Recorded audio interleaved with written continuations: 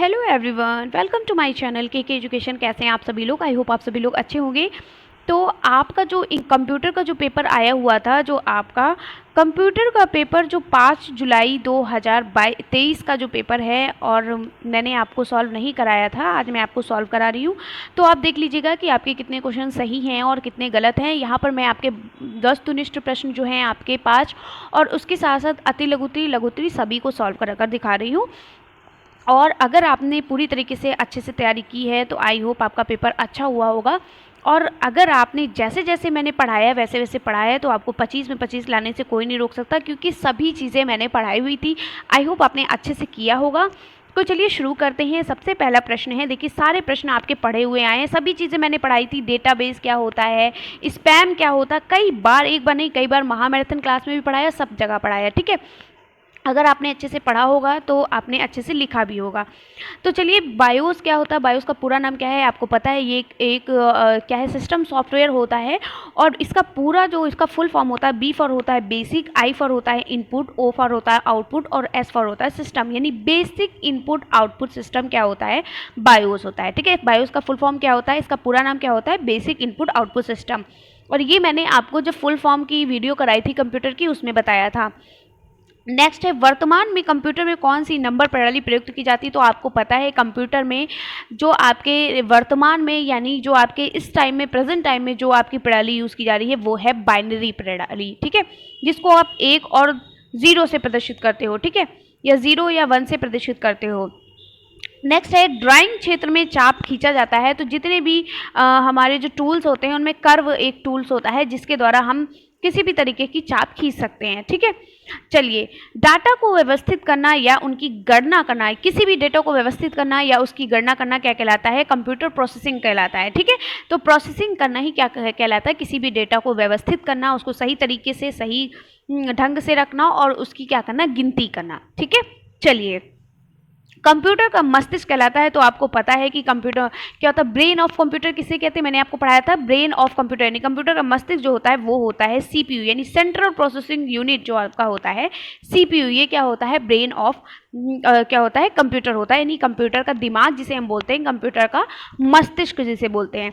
तो I hope आपके ये पाँचों के पाँचों सही हैं और सही हुए होंगे, और इसमें से एक भी नहीं छूटा होगा। सारी चीज़ें आपने पढ़ी, देखिए सारी चीज़ें, कितना अच्छा आप लोगों का पेपर आया, देखिएगा आप लोगों का रिजल्ट बहुत बढ़िया आएगा।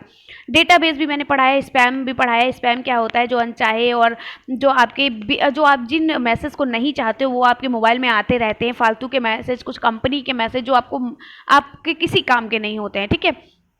कंप्यूटर नेटवर्क भी पढ़ाया है, लैन मैन वैन ये होता है, ठीक है। Local area network, wide area network, metropolitan area network, ठीक है।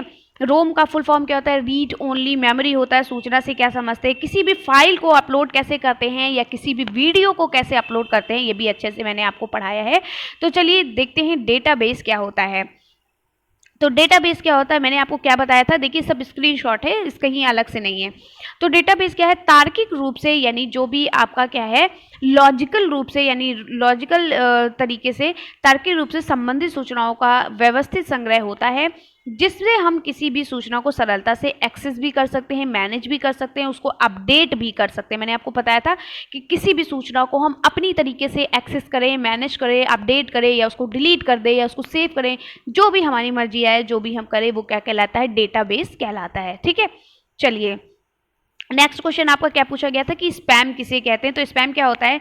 किसी भी असंगत या अनचाहे व्यक्ति या कंपनी द्वारा भेजा गया मैसेज या मेल स्पैम कहलाता है। जो आपकी आईडी वगैरह पे, जो ईमेल आईडी वगैरह पे जो मेल आते हैं बहुत सारे, देखिए अगर मान लो आपने जोमेटो से कुछ खरीद लिया तो फिर जोमेटो के इतने सारे जोमेटो वाले इतने सारे मैसेज करते हैं फालतू के आपके उस पर ईमेल वगैरह पे, और कुछ ऐसे कंपनी के फालतू मैसेज आते हैं जो आपके किसी काम के नहीं होते, जो आप चाहते भी नहीं हो कि ये आए, तो आप डीएनडी वगैरह लगा देते हो, ठीक है। डीएनडी वगैरह का यूज़ करते हो जब आप एकदम परेशान हो जाते हो, तो वही। और या कुछ ऐसे ऐसे लोग होते हैं जिनके कुछ सुनने का मन नहीं करता है ना, तो जो किसी असंगत या अनचाहे व्यक्ति का या कंपनी का भेजा गया जो मैसेज या मेल होता है वही स्पैम कहलाता है, जो आपके किसी काम का नहीं होता। जैसे ये कई नाम से जाने जाते हैं, मैंने आपको बताया था। स्पैम के नाम से जो अभी आपसे पूछा ही गया है, जंक मेल के नाम से भी जानते हैं, या अनवांटेड मेल के नाम से भी जाने जाते हैं, ठीक है। आई होप आपने सेम ऐसे ही लिखा होगा, अच्छे से लिख दिया होगा, ठीक है। और थर्ड क्वेश्चन आपसे पूछा गया, यानी क्वेश्चन नंबर यहाँ पर 3 है, लेकिन अति लघु उत्तरी में जो आपका क्वेश्चन है वो है क्वेश्चन नंबर 8, ठीक है। तो ये आपको पूछा गया है कि नेटवर्क के प्रकार बताइए, तो कौन कौन से नेटवर्क के प्रकार होते हैं। लोकल एरिया नेटवर्क जिसे हम लैन कहते हैं, वाइड एरिया नेटवर्क जिसे हम वैन कहते हैं, और मेट्रो एरिया नेटवर्क जिसे हम मैन कहते हैं, ठीक है। तो लैन, वैन, मैन, ठीक है। चलिए नेक्स्ट क्वेश्चन आपसे पूछा गया है क्वेश्चन नंबर 9। ये कहा गया है कि ROM का फुल फॉर्म यानी रोम का फुल फॉर्म बताइए। तो रोम का फुल फॉर्म क्या होता है? Read only memory. क्या होता है? रीड ओनली मेमोरी, ठीक है। एक होता है रीड ओनली मेमोरी, एक होता है रैम और एक होता है रोम। तो रोम का क्या होता है? रीड ओनली मेमोरी, ठीक है। सभी चीज़ें मैंने पढ़ाई हुई हैं, सभी पढ़ी हुई आई हैं। आई होप आपने बहुत अच्छे से किया। अगर ऐसे ही लिख दिया होगा तो ना आपको 25 में 25 लाइन। देखिए बहुत से हमारे प्रशिक्षु ऐसे पूछ रहे हैं कि पूरे नंबर भी मिलते हैं। बिल्कुल मिलते हैं, मुझे भी मिल चुके हैं, पूरे के पूरे नंबर मिलते हैं। चाहे वो आपका हिंदी का पेपर, लोग कहते हैं ना हिंदी के पेपर में 1-2 नंबर काट जरूर लेते हैं, ऐसा कुछ नहीं है। अगर आपने साफ कॉपी लिखी और आपका कंटेंट बहुत अच्छा है तो आपको 25 में 25 मिलते हैं। डीएलएड में ये बहुत अच्छाई है कि अगर आपने अच्छे से लिखा है कॉपी और अच्छे से कवर किया है तो 25 में 25 तो मिल ही जाते हैं, ठीक है। पूरे पूरे नंबर मिल जाते हैं। नेक्स्ट अभी पूछा गया था कि सूचना से आप क्या समझते हैं। तो सूचना जिसको हम इंग्लिश में इंफॉर्मेशन कहते हैं, क्या कहते हैं? इंफॉर्मेशन। तो सूचना जो है ये इंफॉर्मेशन है, इसका अर्थ ये होता है कि किसी को कोई ज़रूरी बात बताना। इन्फॉर्मेशन क्या होता है? सूचना क्या होती है? आप जब किसी को कोई ज़रूरी बात बताते हो उसे ही हम सूचना कहते हैं। कहना या समाचार सुनाना, सूचना क्या कहते हैं? कहते हैं हम सूचना आज देख रहे थे कौन सी सूचना आई हुई है ना। आप जो भी पेपर वगैरह पढ़ते हो तो ये नहीं कहते हो कि हम समाचार पढ़ते हैं, सूचना देख रहे हैं कौन कौन सी निकली है, ठीक है। ये किसी को या आपको बताई गई बात यदि सब सूचना कहलाती है, ठीक है। यानी किसी को कोई ज़रूरी बात बताना हो या फिर कहना हो या फिर समाचार सुनाना हो या किसी को या आपको बताई गई बात यदि आदि सब क्या कहलाती है? सूचना कहलाती हैं। सूचना को अंग्रेजी में इंफॉर्मेशन शब्द ये फॉर्मेटिया अथवा फॉरम शब्द से बना है। ये दोनों ही शब्द वस्तु के आकार व स्वरूप प्रदान करने के अभिप्राय को व्यक्त करते हैं, ठीक है। चलिए नेक्स्ट क्वेश्चन और लास्ट क्वेश्चन है जो आपका क्वेश्चन नंबर 11 है। वो क्या है कि फाइल कैसे अपलोड करते हैं। देखिए मैंने यही आपको बताया था किस तरीके से फाइल अपलोड करते हैं, और इससे पहले आपका 2022 में पूछा गया था फाइल और वीडियो कैसे अपलोड करते हैं, जो लघु में पूछा गया था, इसलिए दो चीज़ें एक साथ पूछी गई थी, लेकिन यहाँ पर एक ही बार पूछा गया है। और यही क्वेश्चन सेम आपका 2017 में भी पूछा गया था, ठीक है। सारे क्वेश्चन आपके प्रीवियस क्वेश्चन से आपके ऐड हुए हैं, और अब आपको पता चल गया कि पेपर किस तरीके से आता है। जो बोलते हैं पूरी क्लासेस नहीं कराई फालतू में, इसीलिए मैं आपसे हमेशा कहती थी पढ़ो, सॉलिड पढ़ो और कम पढ़ो, लेकिन जो पढ़ो वो एकदम याद होना चाहिए। तो देखिए आपको सिर्फ अगर आपने previous year question paper second semester में भी इसी तरीके से आप अच्छे से बेस्ट तैयारी करिएगा। और सेकेंड सेमेस्टर की मैंने आपको कम्युनिटी टैब में एक वहाँ पर आपको वीडियोस अपलोड की है, जहाँ पर मैंने बताया है कि सेकेंड सेमेस्टर में कौन कौन से सब्जेक्ट होते हैं, कौन कौन से सब्जेक्ट के अंतर्गत कौन कौन से चैप्टर आते हैं, यानी कौन कौन से टॉपिक होते हैं, वो भी मैंने आपको बताया है। आप जाकर जल्दी से देखिए कि कम्युनिटी टैब में सेकेंड सेमेस्टर को, अब मैं सेकेंड सेमेस्टर को जल्दी शुरू करूँगी क्योंकि 1 महीना आपकी कॉपी चेक करने में लगता है, और 1 महीने के बाद फिर तुरंत आपका एकदम से डेट आ जाती है कि फॉर्म फिल करना है और फिर एग्ज़ाम आ जाता है, ठीक है। ज़्यादा टाइम नहीं लगता है। एक बार फर्स्ट सेमेस्टर का पेपर हो गया, सेकेंड सेमेस्टर में ज़्यादा टाइम नहीं लगता। अभी जल्द ही हुआ था, जो थर्ड सेमेस्टर के हैं उनका सेकेंड सेमेस्टर का पेपर और तुरंत थर्ड भी हो गया। तो तैयारी जारी रखिए, ये मत सोचिए कि अब रेस्ट करें, रेस्ट करिए, कम पढ़िए लेकिन डेली पढ़िए, ठीक है। देखिए डेली एक रूटीन बना लीजिए कि चाहे आपको एक टाइम बना लीजिए, चाहे आप 10 बजे रात में पढ़ें या सुबह पढ़ें, एक बार सुबह पढ़ें या 10 बजे रात में, मतलब डेली कुछ ना कुछ पढ़ें, ठीक है। अपने सेकेंड सेमेस्टर से रिलेटेड आप जाकर देखिएगा कि कौन कौन से चैप्टर हैं। और आपको बता दूं मैंने मैथ की सारी क्लासेस अभी जल्दी ही मैंने मैथ की सारी क्लासेस बहुत अच्छे से चैप्टर वाइज पढ़ाई हुई हैं। आप उनको धीरे धीरे डेली आप एक एक चैप्टर पढ़िए, क्योंकि मैथ सेकेंड सेमेस्टर की टफ़ है। मैं अभी से बता दे रही हूँ सेकेंड सेमेस्टर की मैथ बहुत टफ़ है। जैसे जैसे आपका लेवल बढ़ता है वैसे वैसे आपके जो सेमेस्टर हैं वो टफ़ होते जाते हैं, ठीक है। ये आपका सेमेस्टर बहुत इजी होता है, फिर सेकंड इससे थोड़ा टफ़ होता है, थर्ड और भी टफ़ होता है, फोर्थ और भी टफ़ होता है, इस तरीके से होते हैं। तो सेकंड सेमेस्टर की मैथ आपको बहुत अच्छे से बहुत डीपली पढ़नी पड़ेगी, बहुत और टफ़ भी आते हैं क्वेश्चन, ठीक है, ये ध्यान रखिएगा। चलिए फाइलें अपलोड करना और उन्हें देखना, ठीक है। हम कैसे फाइल अपलोड करते हैं, अपने एंड्रॉयड फ़ोन या टैबलेट पर गूगल ड्राइव एप्लीकेशन खोलें। जो गूगल ड्राइव एप्लीकेशन होती है उसको हम क्या करते हैं, खोलते हैं, फिर उसको जोड़े करके एक ऑप्शन आता है, इस तरीके से प्लस करके उसको हम जोड़ते हैं। फिर क्या है, देखिए यहाँ पर कट हो गया, चलिए फिर जोड़े कर का ऑप्शन आता है, फिर वहाँ पे जिस भी आप वो जो फाइल अपलोड करने का ऑप्शन आता है और उस फाइल को अपलोड करने के लिए आप वहाँ पर क्लिक करते हो। फिर आप क्लिक करने के बाद आपका आता है ओपन करने का ऑप्शन, और ओपन करते हो, वहाँ पर आप जो भी अपनी फाइल जो भी है अपलोड करते हो। ठीक है, चलिए नेक्स्ट क्वेश्चन है कि सर्च इंजन किसे कहते हैं। क्या क्वेश्चन था, चलिए देख लेते हैं।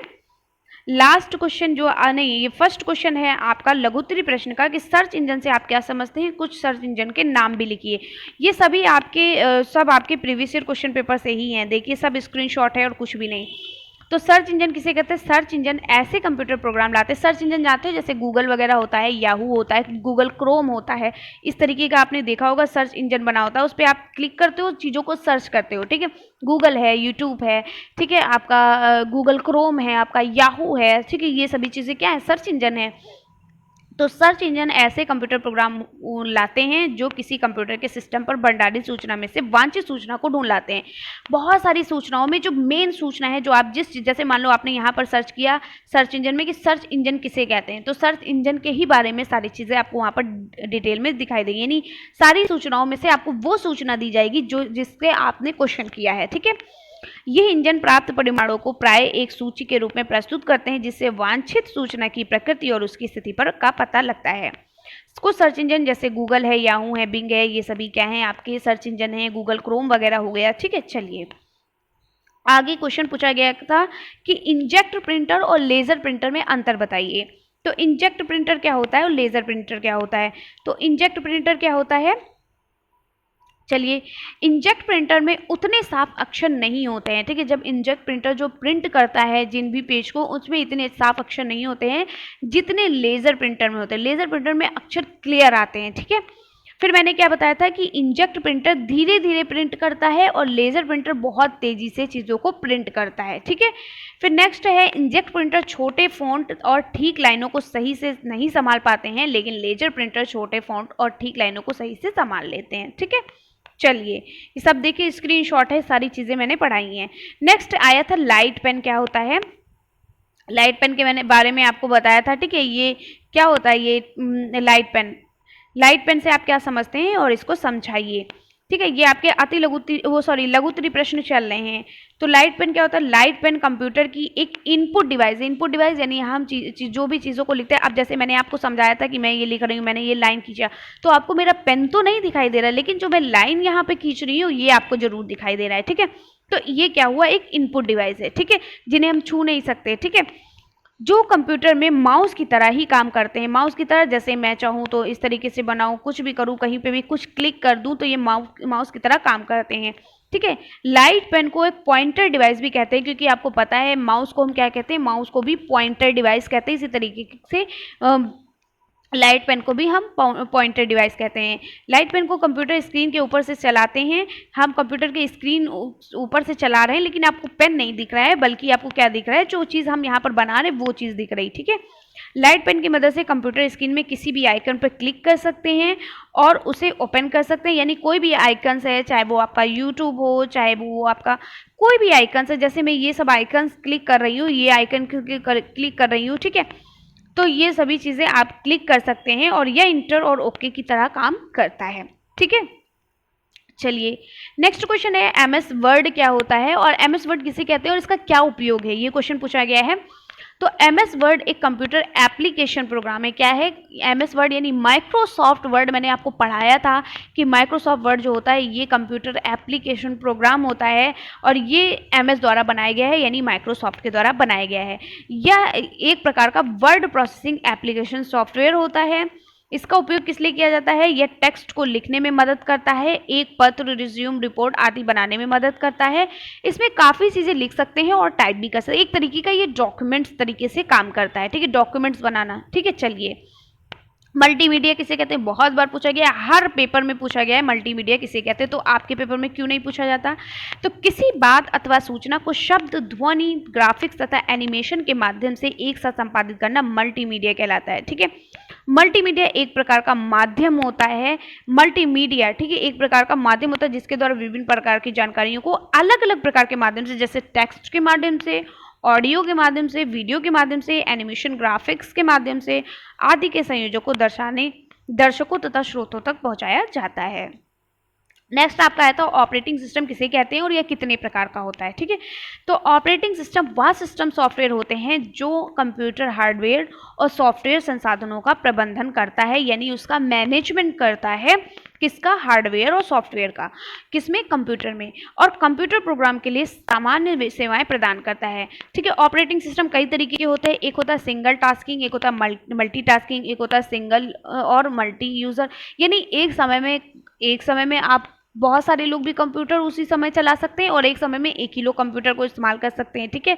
डिस्ट्रीब्यूटेड होता है, टेम्पलेट होता है, एम्बेडेड होता है, लाइब्रेरी होता है, रियल टाइम होता है। इन सभी के बारे में मैंने आपको बताया था, बस आपको ये याद रखना है कि आपने ये सही किया है कि नहीं किया है, ठीक है। लास्ट क्वेश्चन आपका है रिसाइकिल बिन क्या होता है। आपने देखा होगा जब आप किसी चीज़ को डिलीट करते हो तो वो रिसाइकिल बिन में जाता है, इस तरीके का बना होता है रिसाइकिल बिन, ठीक है, इसके अंदर जाता है, ठीक है। अगर जब आप यहाँ से चीज़ों को जब आप किसी चीज़ को डिलीट करते हो तो वो टेम्परेरी डिलीट होता है, ठीक है, परमानेंट नहीं होता, वो रिसाइकिल में चला जाता है। और जब रिसाइकिल से आप चीज़ों को डिलीट कर देते हो तो वो क्या हो जाता है, परमानेंट।